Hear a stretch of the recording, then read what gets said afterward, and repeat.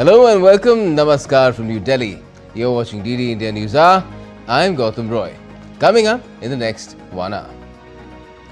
The cabinet approves a JV between India's HCL and Taiwan's Foxconn on the outskirts of Delhi to set up the nation's 6th semiconductor unit. Several international war and conflict analysts dub India's Operation Sindoor a massive victory, call it a new doctrine against terrorism and strategic independence. Donald Trump secures a mega order for Boeing with Qatar after some power-packed arms deal making in Saudi Arabia during his Middle East tour. The US President praises Syria's top leader as attractive guy, tough guy after meeting him in Riyadh. Lifts sanctions after 45 years against Syria. And Trump also says that it's possible that he'll join peace talks in Turkey between Ukraine and Russia on Thursday. Zelensky and Putin are likely to be there as well.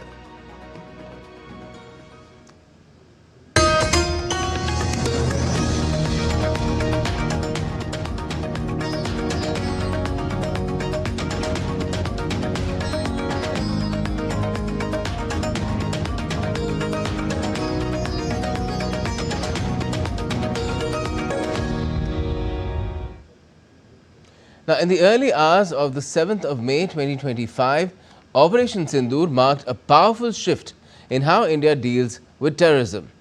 This wasn't just another military move, it was a clear message to the world: India will not stay silent in the face of cross-border attacks. Prime Minister Modi made it clear that Operation Sindoor is the government's clearest articulation of a zero tolerance against terror and declared that now this policy is India's new normal against terrorist attacks. And that's a view now and the consequences of Operation Sindoor, particularly for Pakistan, that international experts have also endorsed. Take a look.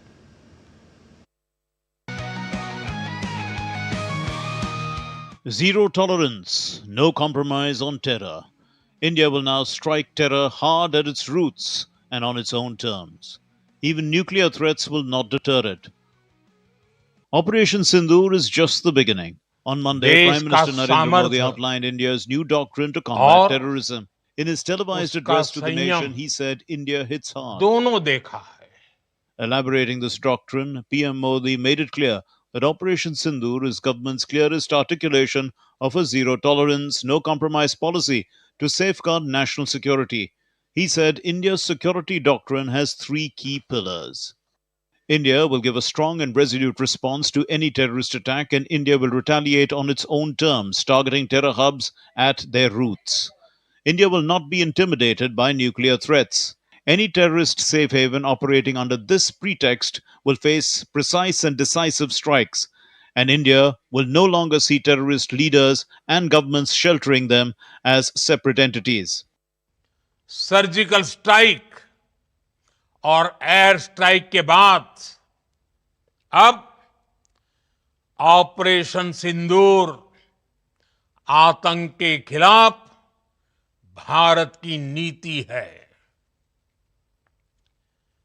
Operation सिंदूर ने आतंक के खिलाफ लड़ाई में एक नई लकीर खींच दी है, एक नया पैमाना, न्यू नॉर्मल तय कर दिया है।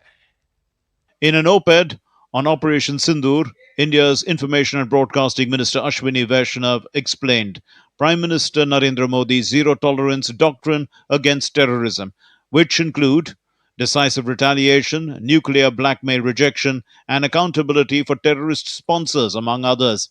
Highlighting India's firm resolve against terrorism, he wrote, Pahalgam attack was an assault on the country's principles. India decided to rewrite the rule book on counter-terrorism. Operation Sindoor articulates Prime Minister Modi's zero-tolerance, no-compromise policy on terror.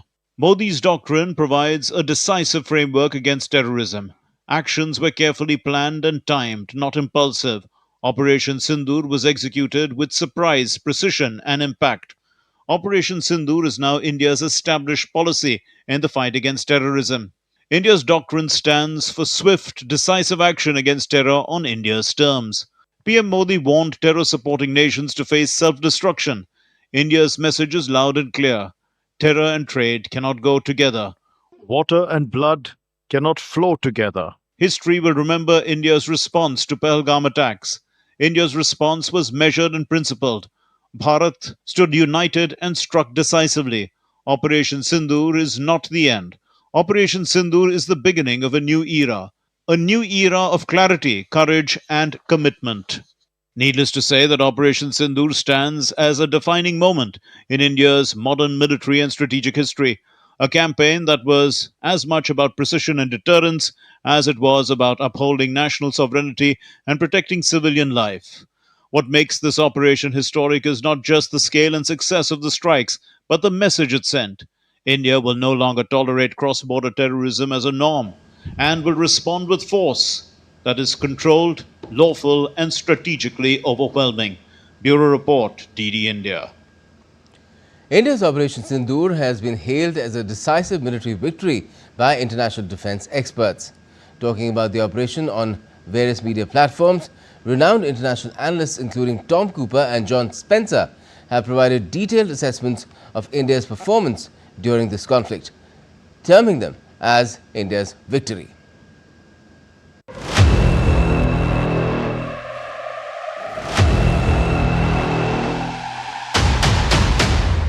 International defense experts have hailed Operation Sindoor as India's decisive military victory. John Spencer, a prominent US military veteran and head of urban warfare studies at the Modern War Institute in New York, said that Operation Sindoor was a rare and unambiguous victory. Spencer outlined several key strategic effects that demonstrate India's victory. He observed, a new red line was drawn and enforced. Terror attacks originating from Pakistani soil will now be met with military force, establishing Operation Sindoor as a precedent. Military superiority demonstrated. India showcased the capability to strike any target in Pakistan at will, including terror sites, drone coordination, hubs, and air bases. In contrast, Pakistan was unable to penetrate any defended area inside India. Restored deterrence. By retaliating forcefully but stopping short of full war, India controlled escalation, sent a clear signal of its willingness and ability to respond, thereby restoring deterrence. Asserted strategic independence. India managed the crisis without seeking international mediation, enforcing its doctrine on sovereign term. Austrian aerial warfare analyst and military historian Tom Cooper characterized India's air campaign as a clear-cut victory.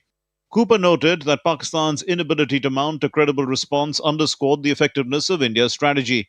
He said it was the failure of Pakistan's deterrence strategy. Pakistan's reliance on threats of retaliation and nuclear escalation failed because India proceeded to strike back and even escalated in response to Pakistan's actions. He also points out that the fighting ceased because Islamabad initiated contact to sound for a ceasefire after suffering heavy losses. He suggested that Pakistan's decision to halt operations was likely influenced by insufficient stocks of effective ammunition, such as attack UAVs. Member of International Press Association, Jennifer Zeng said that India carried out a series of precise and powerful strikes that destroyed Pakistan's terror camps, air defense systems, and key military bases. Also, the damage piled up in Pakistan's attempts to retaliate were repeatedly foiled. Its leadership grew desperate and turned to the United States and Saudi Arabia, pleading for diplomatic help to prevent a complete military collapse. India didn't win just militarily. It rewrote the rules of engagement. With Operation Sindoor, India has demonstrated that strategic restraint does not mean inaction, and when provoked, it can and will deliver a measured but overwhelming response, a fact that is now being acknowledged by the world. Bureau Report, DD India. And an editorial piece in the New York Times, while examining satellite imagery, highlighted vast destruction in Pakistan.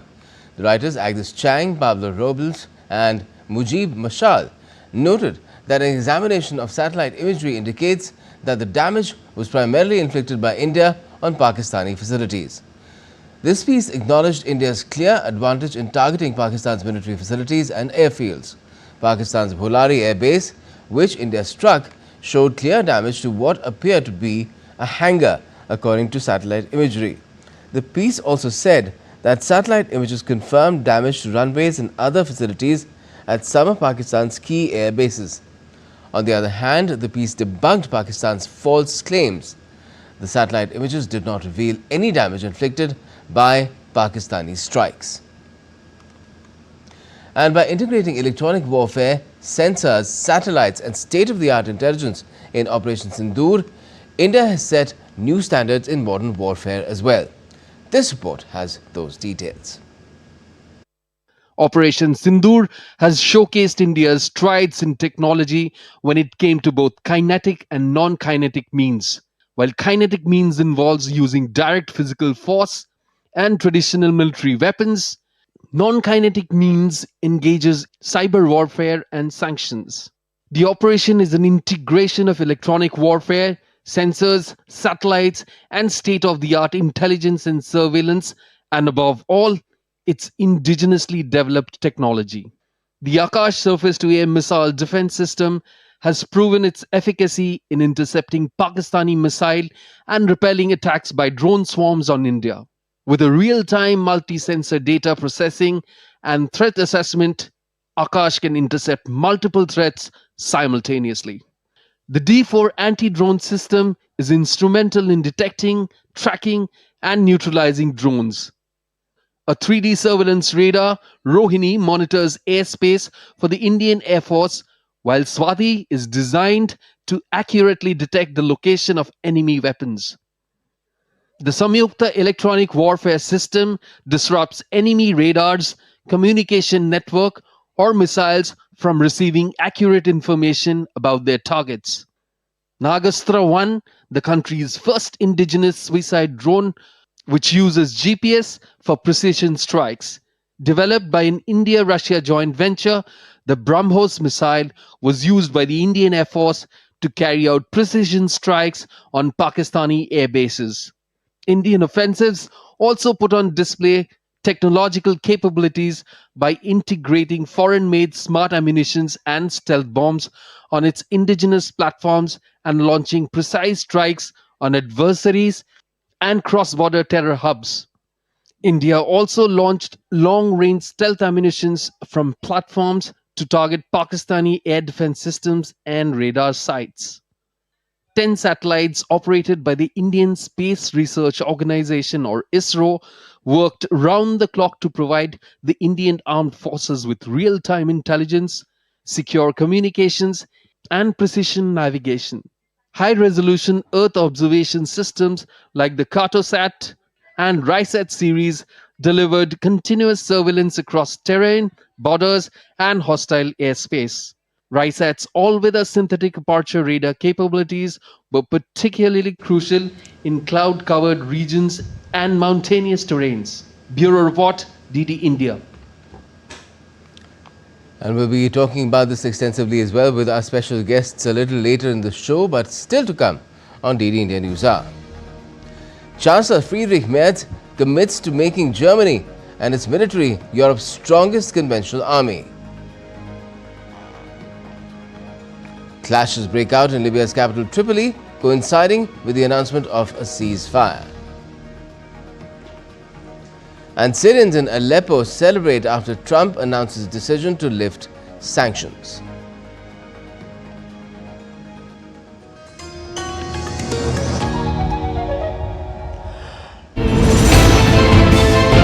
Geopolitics and trade deals.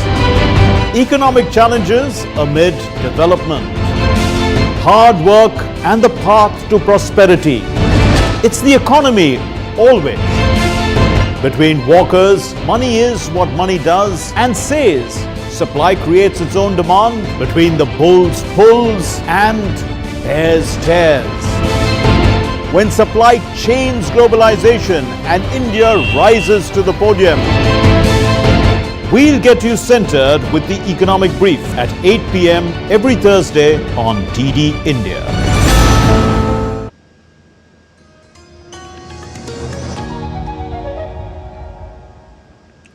Welcome back. You're watching DD India NewsHour. I'm Gautam Roy. Now, US President Donald Trump has made history as the first American leader in 25 years to meet a Syrian head of state, engage in talks with interim President Ahmad al-Shara in Riyadh. This landmark meeting signaled a significant shift in US-Syria relations, with Trump declaring the end of sanctions imposed during the Assad era. DD India's Rahul Upadhyay brings us more. US President Donald Trump announced his administration's decision to restore normal relations between United States and Syria. This development came on Wednesday as Trump met with Syria's interim president Ahmad al-Shara on the sidelines of the GCC-US summit in Riyadh. And I'm very pleased to announce that Secretary Marco Rubio will be meeting with the new Syrian foreign minister in Turkey later this week. And very importantly, after discussing the situation in Syria with the Crown Prince, your Crown Prince,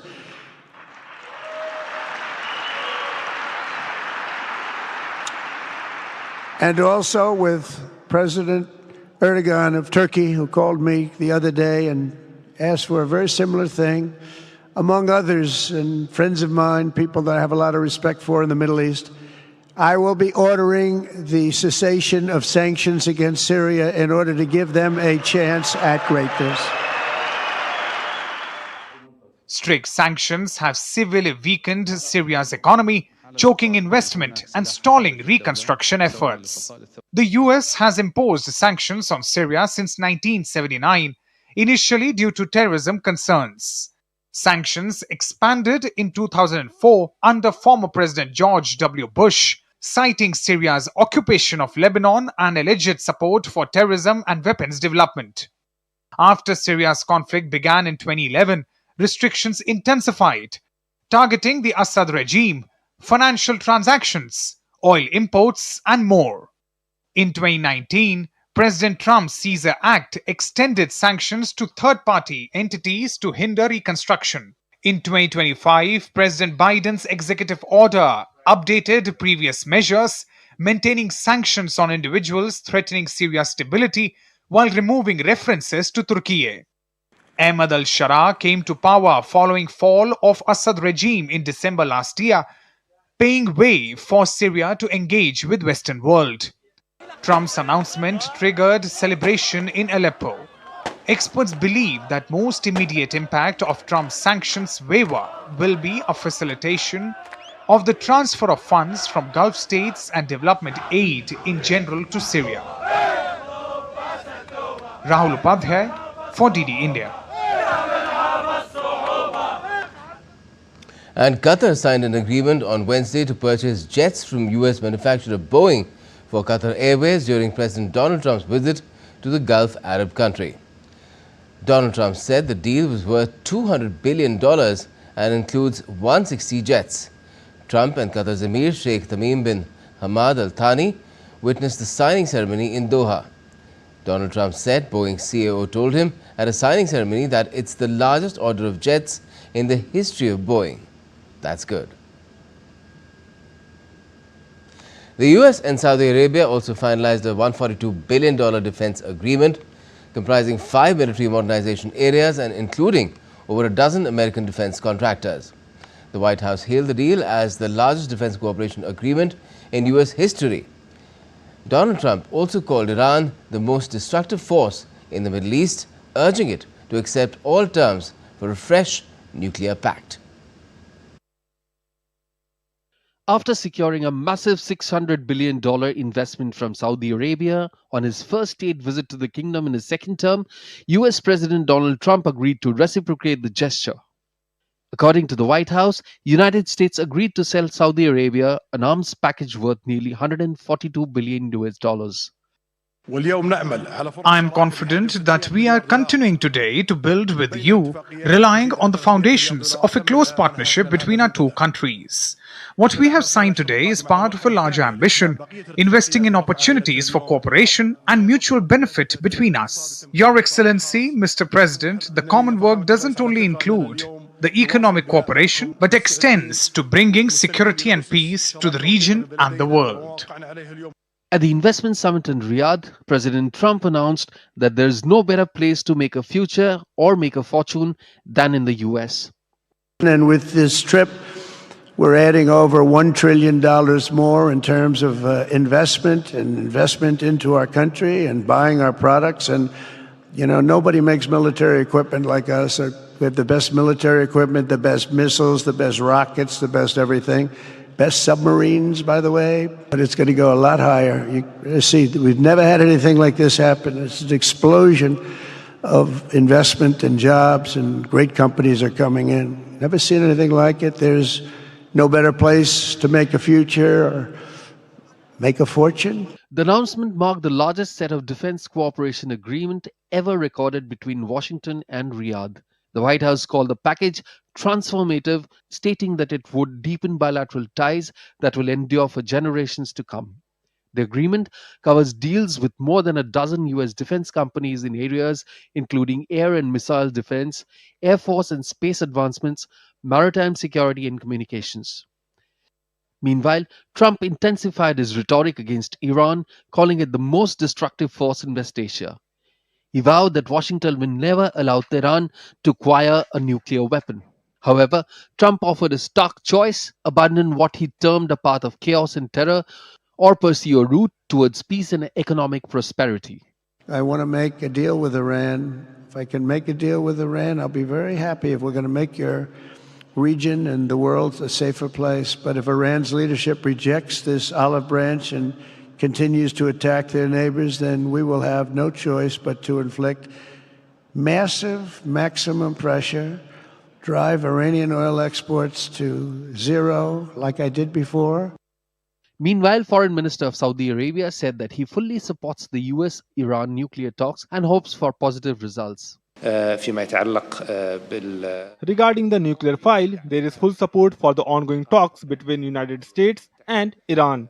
We hope that these talks will lead to a positive outcome that ensures the stability of the region. The US and Iran have engaged in 4 rounds of talks since early last month, focused on Iran's nuclear program. Trump has repeatedly said that he believes brokering a deal is possible, but that the window is closing. Foreign Minister of Iran called Trump's remark deceitful, but did not directly address the US leader's call on Iran to cease support to proxy groups. But nonetheless, the visit of President Trump, while on one hand is significant as it paves way for economic growth and jobs for America, it also is initiating new chapters in US-West Asia relations and has the potential to alter the geopolitics in the region. Bureau Report, DD India. Gunshots could be heard ringing out in the Libyan capital of Tripoli in a video released on Wednesday. On the same day, the government announced a ceasefire. Clashes broke out late on Monday after the killing of a major militia leader. After calming things down on Tuesday morning, the fighting reignited overnight, with major battles rocking districts across the entire city. The ministry said the neutral units it was deploying around sensitive sites were from the police force, which does not carry heavy weapons. Monday's clashes had appeared to consolidate the power of Abdul Hamid al-Dabiba, Prime Minister of the divided country's government of national unity and an ally of Turkey. Now, raising hopes for peace in Ukraine, US President Donald Trump said on Wednesday that he was still considering whether to attend talks on the war in Ukraine scheduled for Thursday in Turkey. But he did not know whether Russian President Vladimir Putin would be attending. Meanwhile, the Kremlin has remained silent for a third consecutive day regarding who would represent Moscow at the highly anticipated talks, although there is information that Lavrov, the foreign minister, will not be there. Well, I don't know if he's showing up. I know he would like me to be there, and that's a possibility. We could end the war. I'd be thinking about that. Now, tomorrow we'll book that. You understand that? Set. But you will if he goes. We're going to go UAE tomorrow, and so we have a very full situation. Now, that doesn't mean I wouldn't do it to save a lot of lives and come back.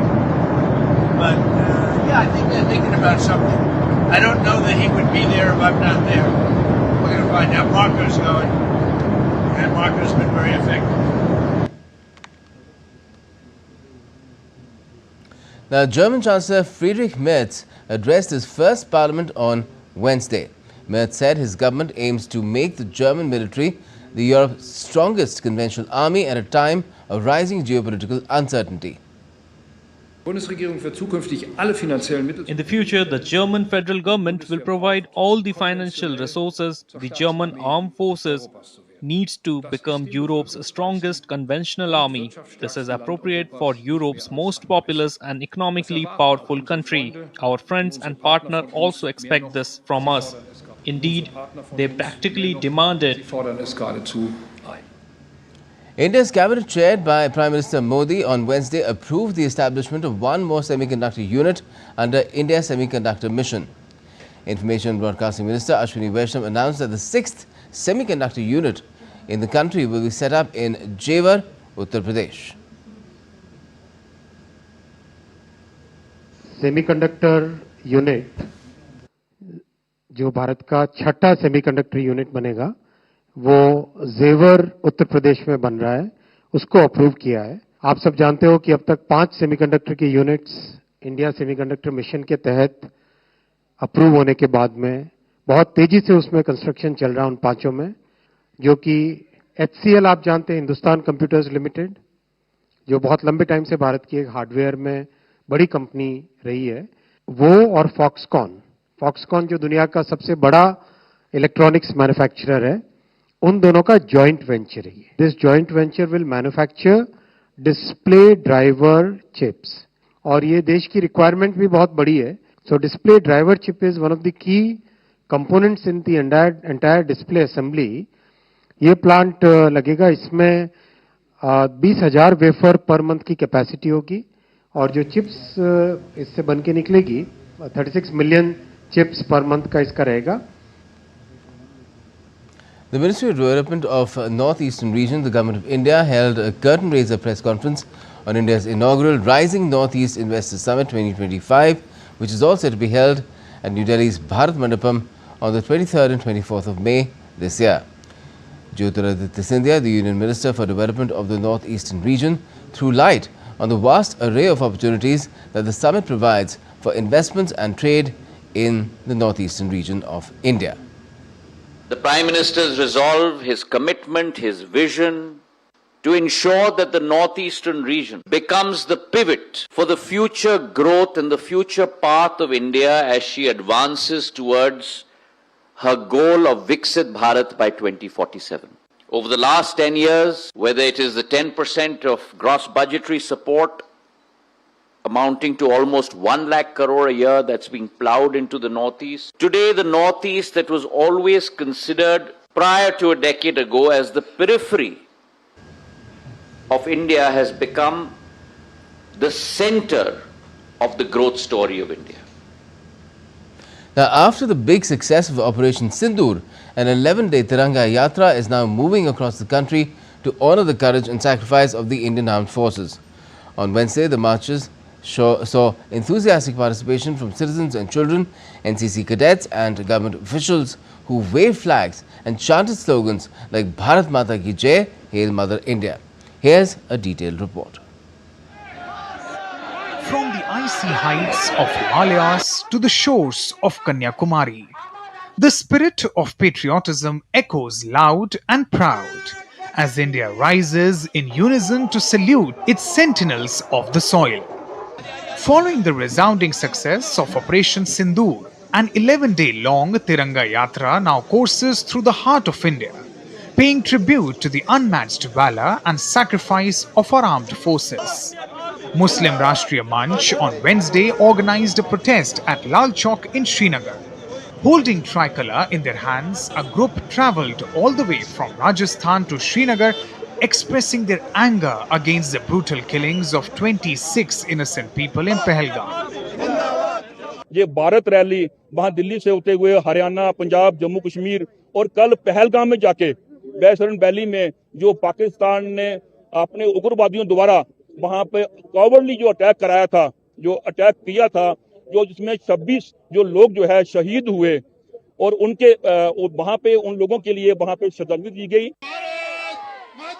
Maharashtra Chief Minister Devendra Fadnavis addressed a large gathering during the Tiranga Yatra held in honor of the Indian Army's success in Operation Sindoor.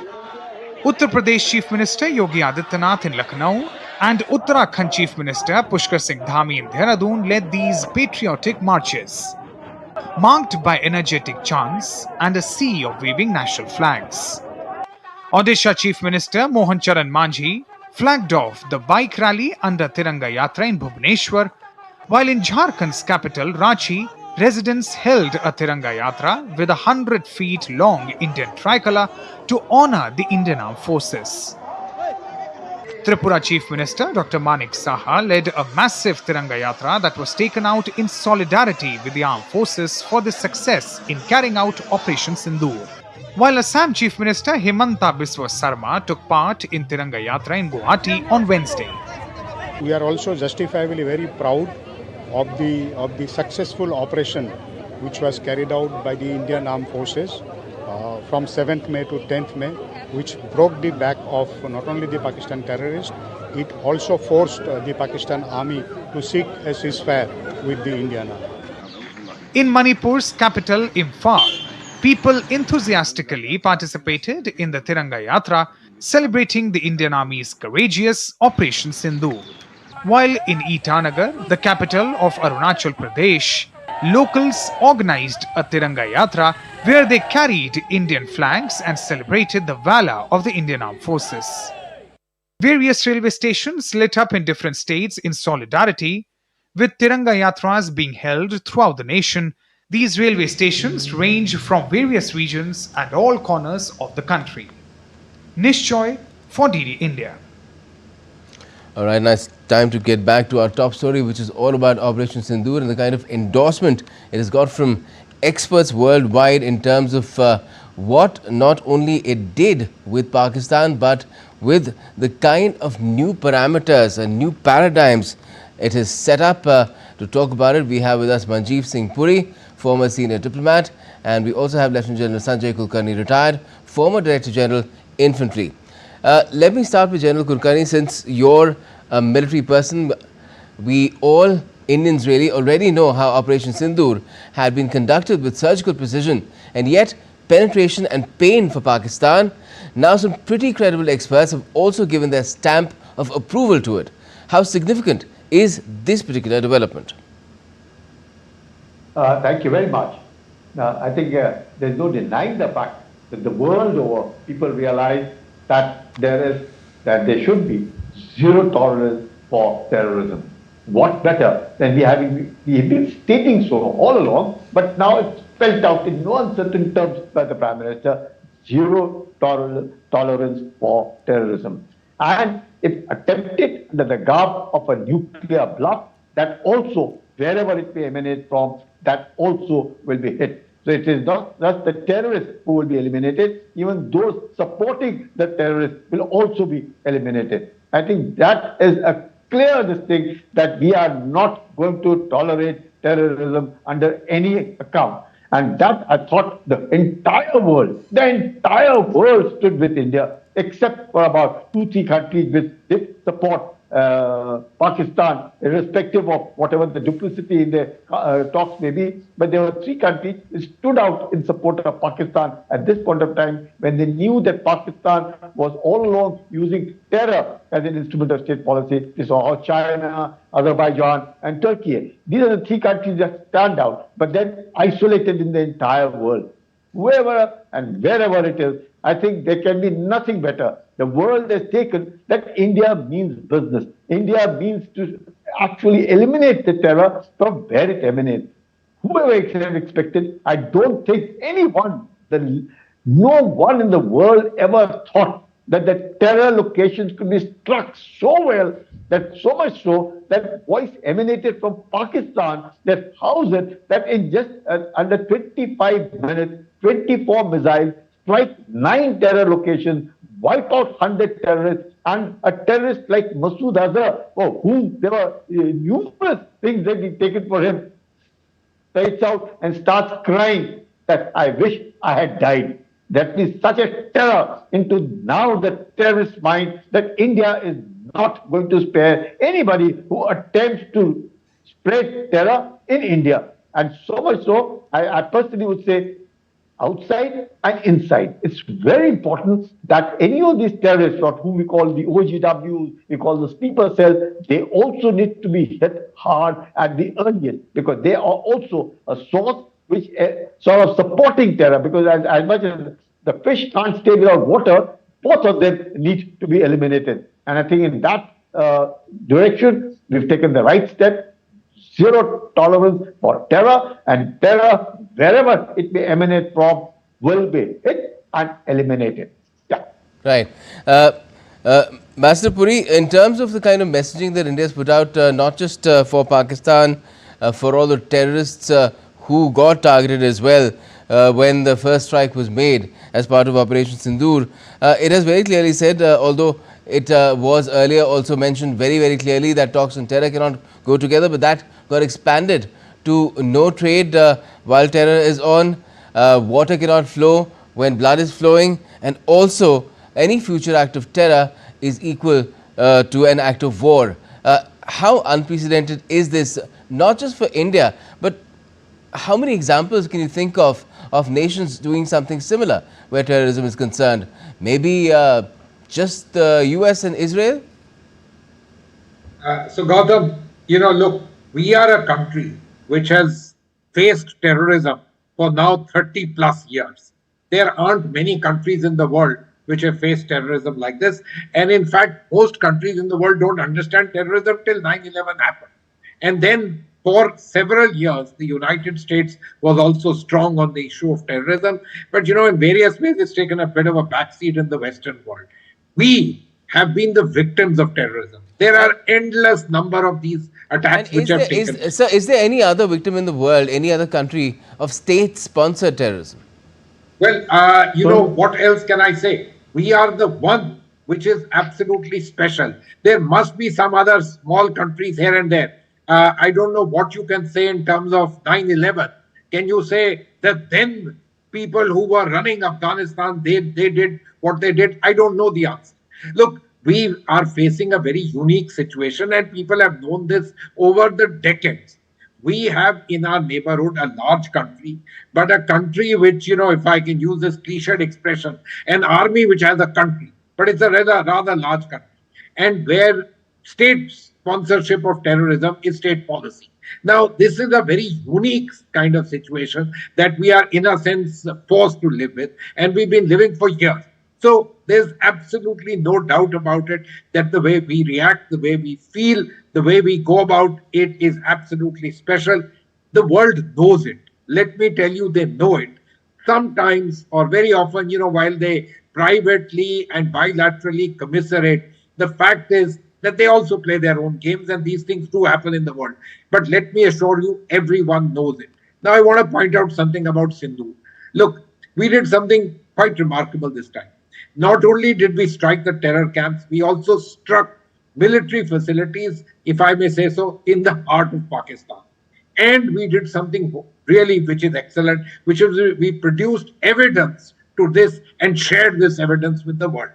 Now, no doubt there are people in the world who are writing about it. I think everybody is talking about a piece written by Tom Cooper from Australia, who's a well-known expert in the area of aeronautical warfare, etc.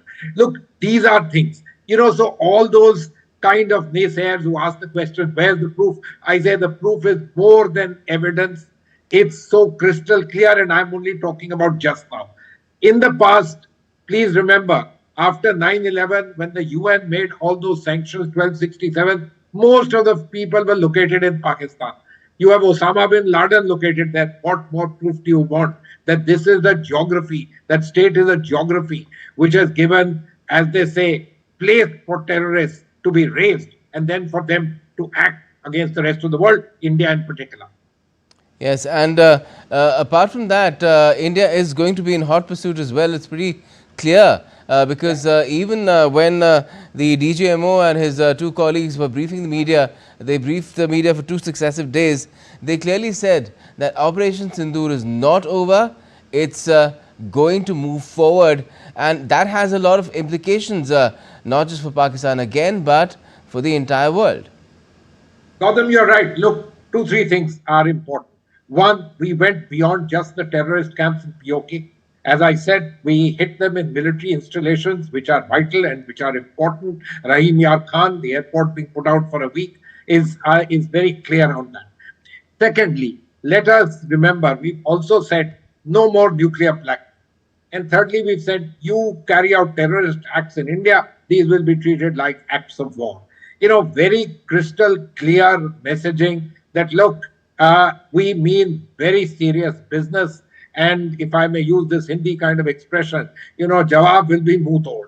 And that's exactly what we've said. And we made it doctrinal. Yes, certainly. And of course, there was that statement as well that if you send a bullet, we will send a big bomb your way or a cannon ball your way. Agar goli maroge, to hum gola marenge. Gola versus goli. That's the right one. Right. And what does that convey, really? Well, it makes it crystal clear to Pakistan. The world, of course, true, but it makes crystal clear to Pakistan that the hit and the response will be, of course, precise, measured, but will be hard and strong. And you will feel it, and you will feel it very seriously. That's absolutely crystal clear. And the response won't be just to these terror camps which are near the border, etc. We'll find you where you are and hurt you where it hurts. And what does all this mean to those who think that Pakistan has somehow gotten away with what it did in Pahalgam and even later when India carried out that strike and then Pakistan sent in drones and God knows what else, terrorized our people for days running day and night. And then of course India hit really hard and Pakistan had to seek out some kind of truce. But where is the accountability? Do you think Pakistan will be held accountable? India will pursue that end as well? It seems that is pretty much on the cards. Look, we made it crystal clear to them that even acts of terror will be seen as acts of war. Forget about acts of war itself. That's a different matter altogether. And I don't think that their people as well as their institutions haven't realized. But Gautam, look, we also need to be serious. Do you think this will bring about a change in the way the Pakistanis go about it, their state sponsorship of terrorism? I'm afraid not. So I'm afraid we will have to continue to be not just vigilant and agile, but also be willing to do what we did this time, which is retaliate, hit them hard where it hurts. Because, hopefully sooner rather than later, if they continue with these misadventures, the hurts will truly start hurting and make them want to think about bringing about a change. The entire episode with the IMF loan as well, the next tranche that Pakistan got, people here, a lot of people felt that was not the right way to go, and India in fact had abstained from the process. Why do you think that Pakistan keeps on getting these leases of life? Is it in some way because it's holding the world hostage? That nuclear bogey was raised this time as well, according to some reports, and India said nothing doing. We don't buy it, and don't you ever think that because of that you'll get away with it? So Gautam, look, India has made it clear that we will not be taken in by this nuclear blackmail. That's clear. But let's go to the world. Look, Pakistan is a nearly 200 million strong country. It's geographically located in a pretty important part of the world. And, we have to understand that international governance and institutions of international governance, there are lots of pulls and pressures out there. The US has about a 16.5% vote share at the IMF. The Europeans have about 25%. The Chinese have about 6% and the Japanese 6%. We only have 2.6%. So look, these are difficult things. And this is not the first time that they've been bailed out. This is, in fact, if I'm not mistaken, part of an ongoing bailout package which has taken place. So, the world would look at this in various ways. We've made our point crystal clear by abstaining, which is the way it's done at the IMF, which said that, look, this is not a country which needs to hit global financial largesse. But, people have lots of other things.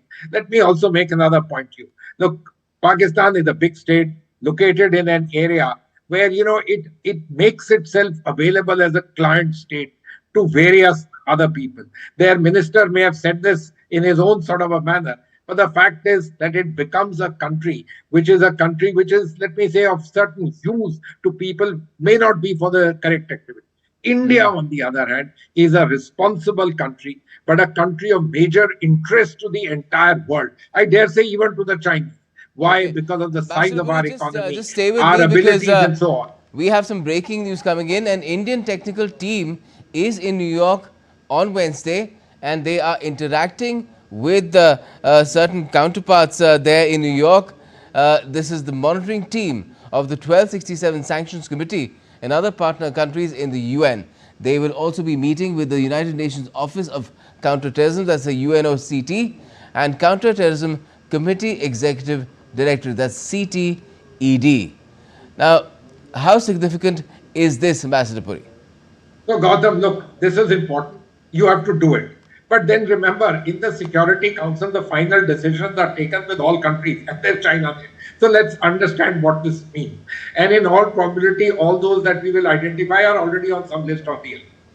So, but won't China get exposed? It claims that it does not support any form of terror. It condemns all forms of terror. And here, if it in any way is seen protecting and shielding Pakistan, a state sponsor of terrorism, China, won't it itself get exposed at a global Gautam, this stage? is not a new story. This is not a new story. This is not the first time. 9/11 itself was exactly that.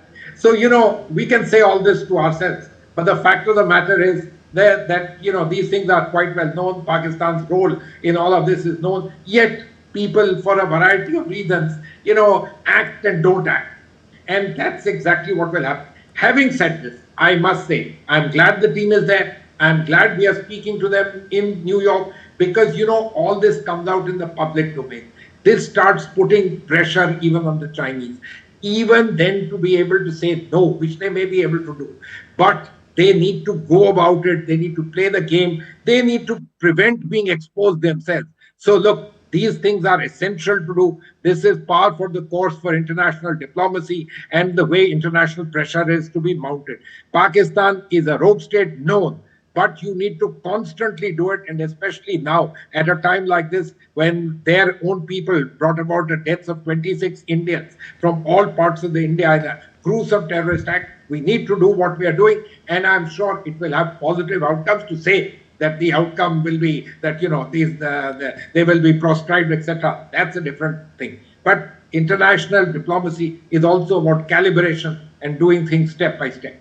Yes, certainly, and in this particular case, there will be no stone left unturned. That's what India has clearly indicated it will do, and there could be more in store where Operation Sindoor is concerned. Thank you so much for joining us and talking about it, Ambassador Puri. Now, the terror attack in Pahalgam in Jammu and Kashmir is being condemned worldwide.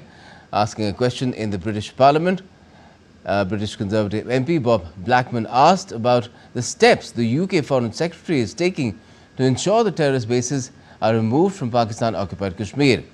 Replying to Blackman's question, Foreign Secretary David Lammy condemned Pahalgam terrorist attack, calling it a horrendous act.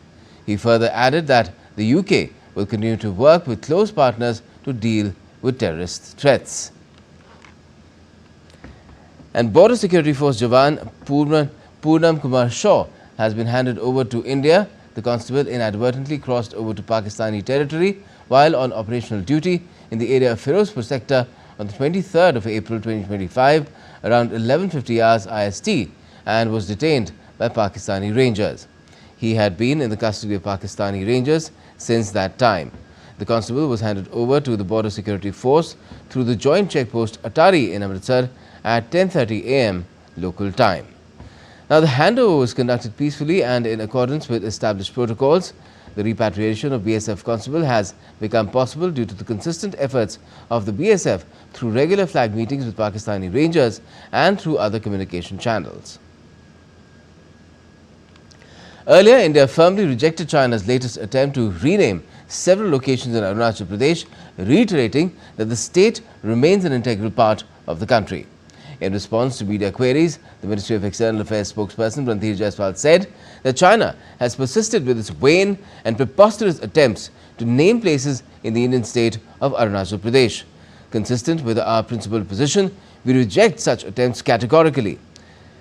Creative naming will not alter the undeniable reality that Arunachal Pradesh was, is and will always remain an integral and inalienable part of India.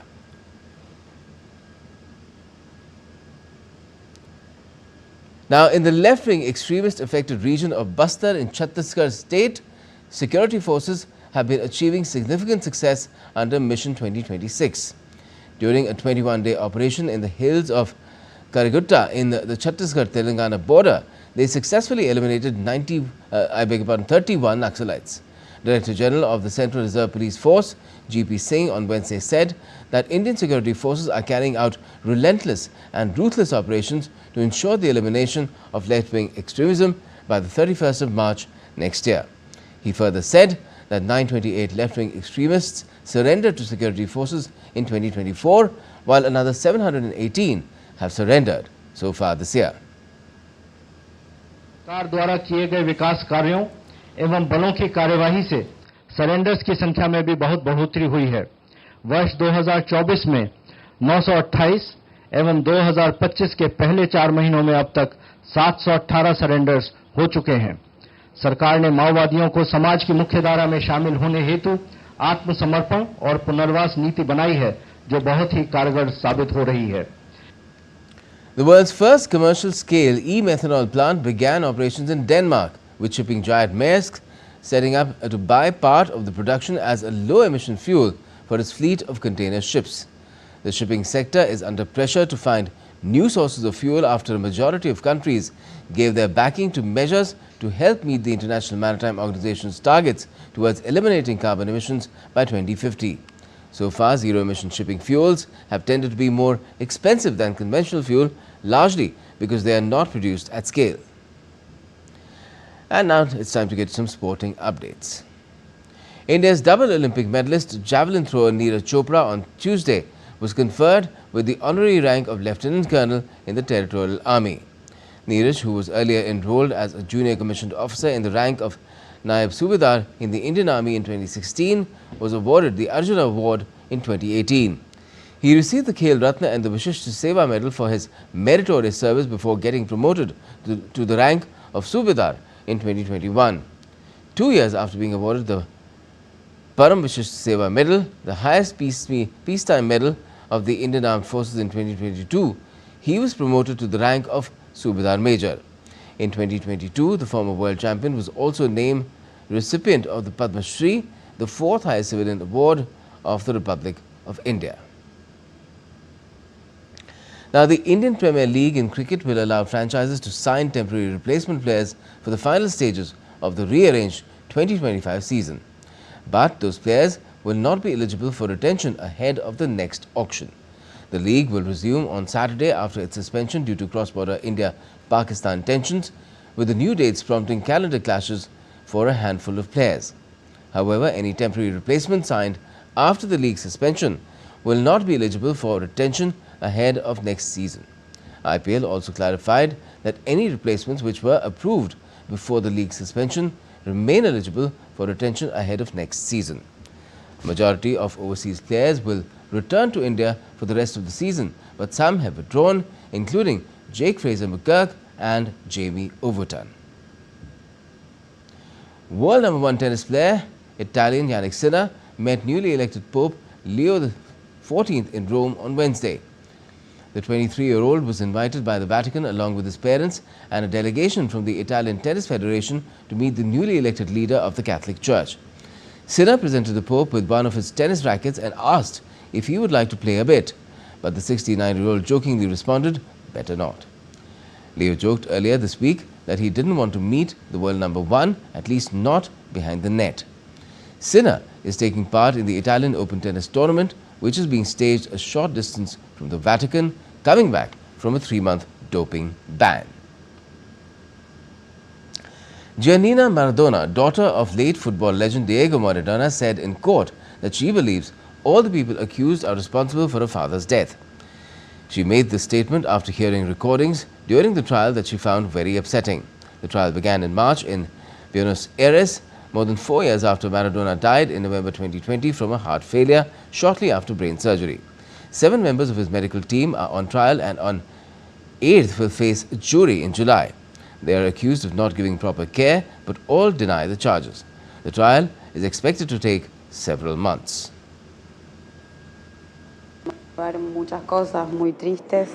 I reopened many sad things and heard things that I don't deserve to anyone in the world to hear how someone speaks this way about a relative. Honestly, it's very sad. They are all responsible. When you listen to the audios, I don't say it, they do. It was not a serious home hospitalization, and they want to blame us. The way they spoke to each other, I swear, it was horrible. And the famous Cannes Film Festival in France has begun, and India is emerging as a cinematic powerhouse with stories that transcend boundaries and languages. The Bharat Pavilion has been inaugurated at the 78th edition of the prestigious film festival.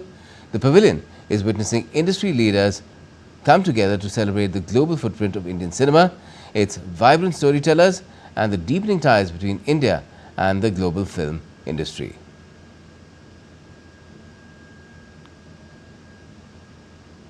Everybody that came from Wales was understanding the content. India has the largest number of content creators, the largest number of content consumers, the largest number of technologists live in India. So this has been our Prime Minister's vision for a long time, not just that we spoke about it and he said, I'm going to bring this together, Shekhar. The world is not driven by business. The world is driven by storytelling. The world is driven by culture. All of those producers who are sitting here and say, I got money, and they're saying, yeah, do you have a story? Because I have a story. You bring all the money. Money is cheap. Stories are valuable. But a good story is always priceless. And that's all for this edition of DD India News Hour. But let us know your thoughts on the news of the day. And for those on the go, you can get all the latest news and updates from India and across the world on DD India's mobile app. It's available on both Android and iOS platforms. You can scan the QR code on the screen to download it right away. And we'll be back with more news as it breaks here on DD India. I'm Gautam Roy, and from all of us here in Delhi, thanks for watching DD India News Hour.